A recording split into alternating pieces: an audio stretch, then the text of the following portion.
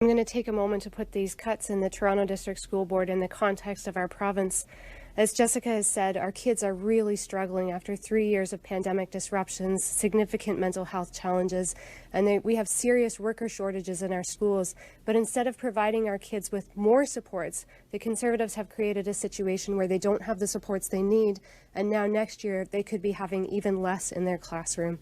The Conservatives have never provided the funding that we need to actually provide kids with supports. We have a serious and sustained structural shortfall in education.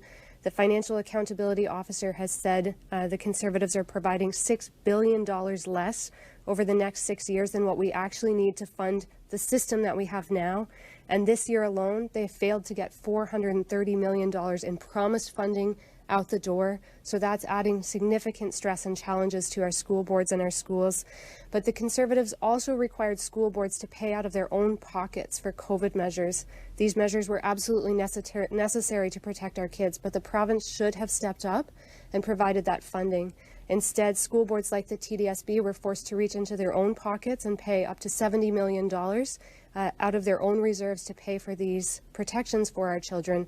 And now they're being forced to cut the supports that our kids need in the classroom in order to make up for that shortfall. So we need the Conservatives to reimburse school boards for those COVID-related expenditures and actually provide the sustained ongoing funding that will provide our kids with more supports, not less, as we move forward.